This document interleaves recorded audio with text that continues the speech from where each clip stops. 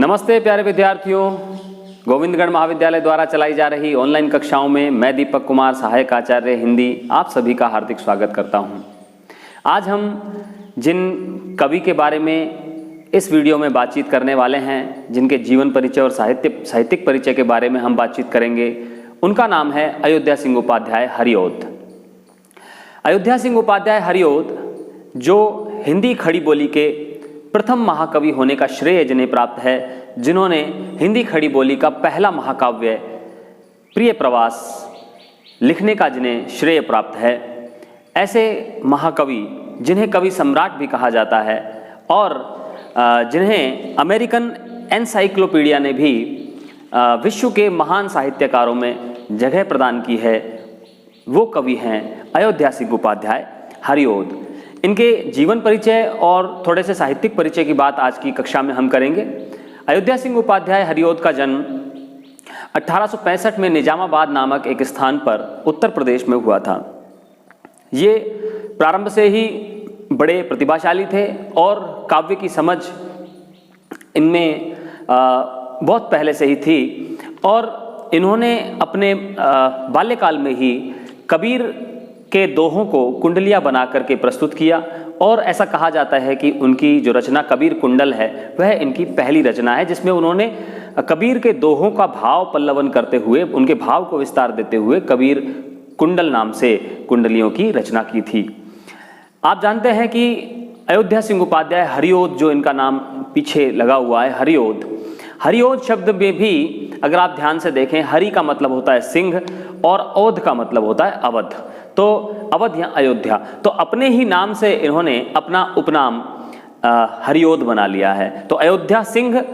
और हरिऔध भी इनका स्वयं का ही नाम है, जो हरिऔध के नाम से इन्होंने अपने उपनाम को प्रचारित किया और हिंदी साहित्य के भारतेंदु काल से लेकर के भारतेंदु काल, द्विवेदी काल और छायावाद काल तक की जो साहित्य सामग्री है उसमें इनके योगदान को चिन्हित किया जा सकता है। यदि हम इनकी प्रारंभिक रचनाएं देखें तो वो इनकी जो प्रारंभिक रचनाएं हैं वो ब्रज भाषा में रचित हैं और ब्रज भाषा में रचित होने के कारण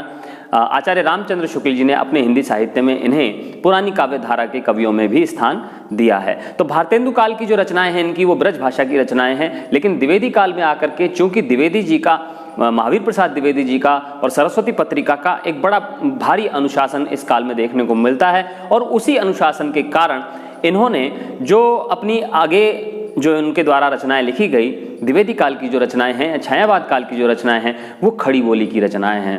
और खड़ी बोली की रचनाओं में भी यदि हम देखें तो इन्होंने राधा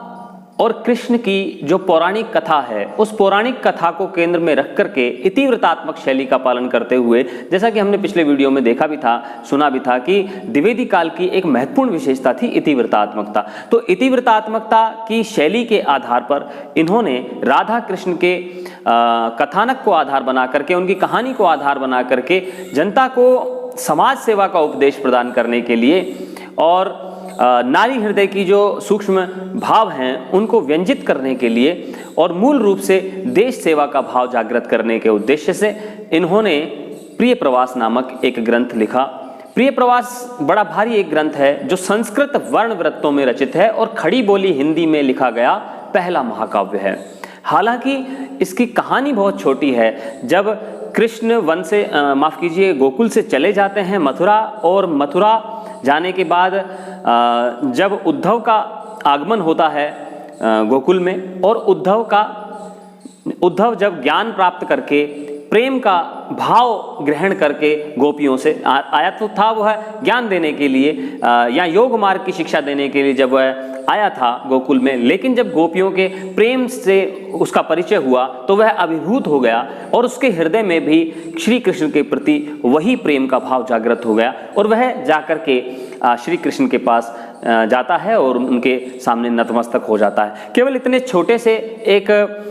कथाक्रम को लेकर के या छोटी सी एक कथा सूत्र को लेकर के इन्होंने एक बड़े भारी महाकाव्य की रचना की है। इससे इनकी मौलिक प्रतिभा का भी पता चलता है। और प्रिय प्रवास की रचना करते हुए उन्होंने संस्कृत के वर्णिक छंदों का प्रयोग किया है।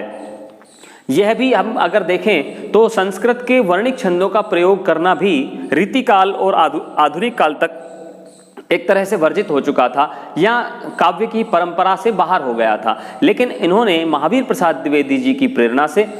प्रिय प्रवास जो ग्रंथ है उसमें संस्कृत के वर्णिक छंदों का प्रयोग किया, जो अपने आप में एक नया प्रयोग आधुनिक काल में देखने को हमें मिलता है। चूंकि प्रिय प्रवास की जो कथा वस्तु है वो कृष्ण काव्य से जुड़ती है और कृष्ण की कहानी को आधार बना करके लिखी गई है, तो इसीलिए गणपति चंद्रगुप्त नाम के एक विद्वान है जिन्होंने हिंदी साहित्य का वैज्ञानिक इतिहास 2 खंडों में लिखा है। उन्होंने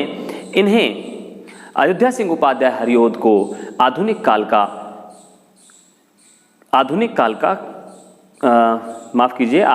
का सूरदास कहा है। जैसे आधुनिक काल का तुलसीदास कहा जाता है मैथिली शरण गुप्त जी को, क्योंकि उन्होंने साकेत नाम के एक ग्रंथ की रचना की है। और उसी प्रकार अयोध्या सिंह उपाध्याय, चूंकि उन्होंने श्री कृष्ण के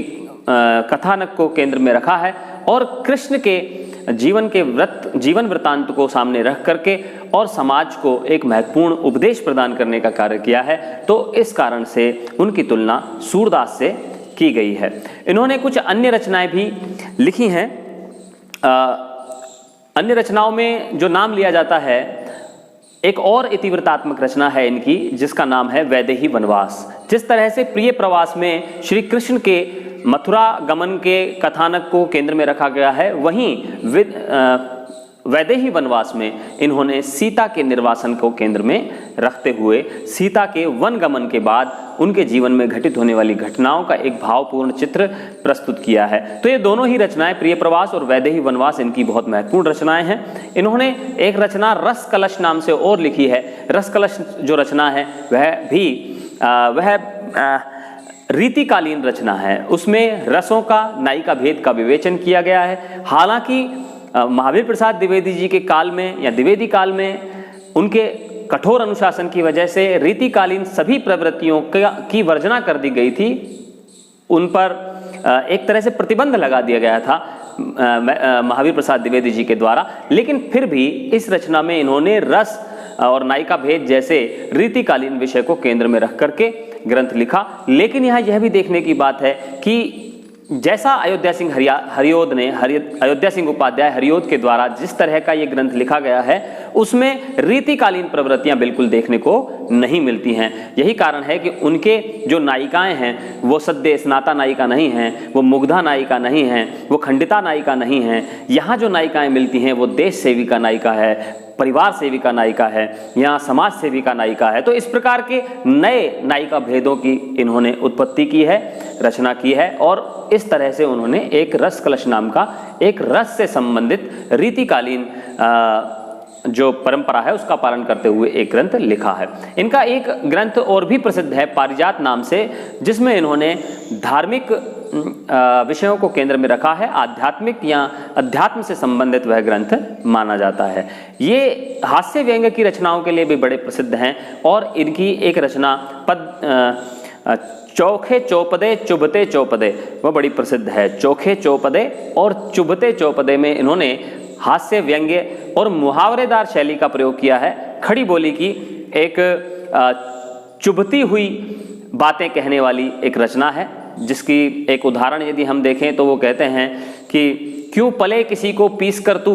क्यों पले किसी को पीस कर तू, है बहुत पॉलिसी बुरी तेरी, हम रहे चाहते पटाना ही, पेट तुझसे पटी नहीं मेरी। तो इस प्रकार के सामाजिक विषयों को केंद्र में रख करके और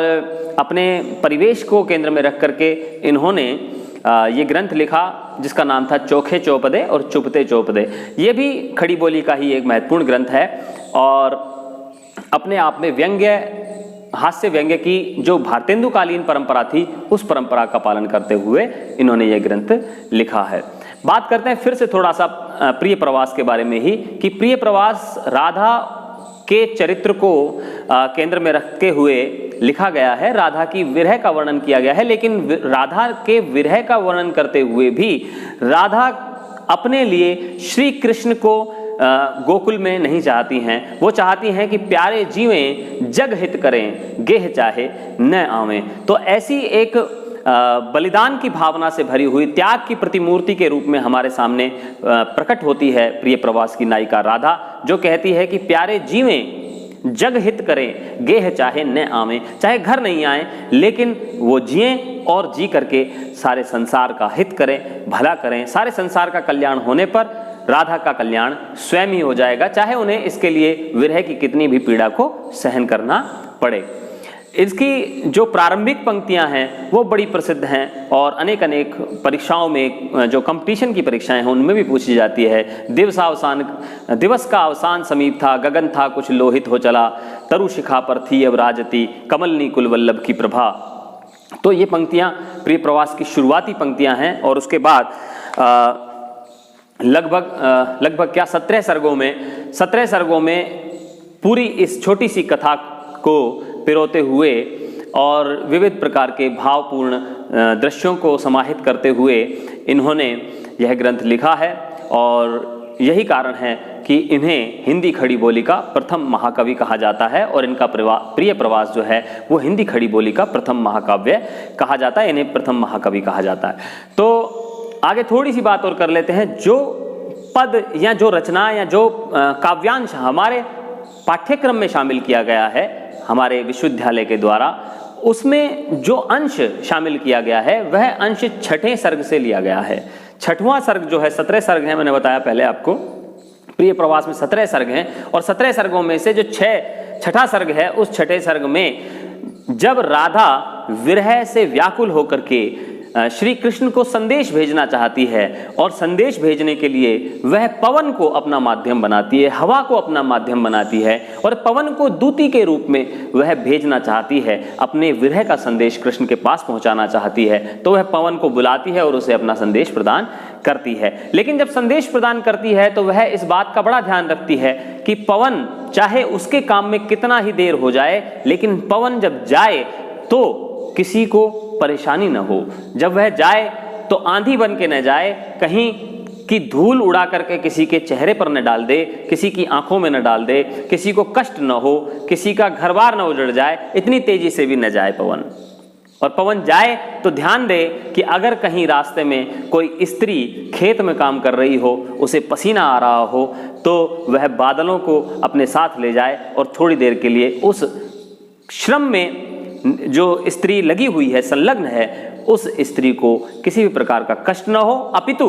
अपने कार्यों से, अपनी शीतलता से वह उसके श्रम बिंदुओं को सुखाए, उसके ताप का हरण करे और इस प्रकार से वह जिस भी मार्ग से जाए वह सभी को शांति पहुंचाती जाए, उनकी सेवा में संलग्न होती जाए। तो इस प्रकार से हम देखते हैं कि द्विवेदी कालीन जो प्रमुख प्रवृत्ति है, समाज सेवा की बात है या समाज सुधार की बात है, यही कारण है कि इसे जागरण सुधार काल भी कहा जाता है, द्विवेदी काल को। तो यहाँ लोगों की जो वृत्ति है, मानसिकता है,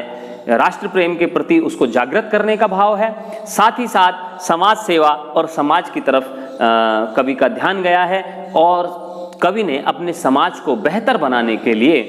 अपने कविता के माध्यम से अनेक अनेक उपदेश प्रदान करने का कार्य भी इस काल के कवियों ने किया है। तो अयोध्या सिंह उपाध्याय हरिओद की जो प्रमुख बातें हैं इनके ग्रंथ की या इनके जीवन परिचय और साहित्य परिचय की, वो हम इस वीडियो में कर चुके हैं। कल से हम प्रयास करेंगे कि हम इनका जो छठे सर्ग में पवन दूती प्रसंग है, उस पवन दूती प्रसंग को आपको व्याख्या सहित यहाँ से प्रस्तुत करने का प्रयास करेंगे और आप इसी तरह से हमारे साथ जुड़े रहिए और कक्षाओं का लाभ उठाइए। बहुत बहुत धन्यवाद, शुक्रिया।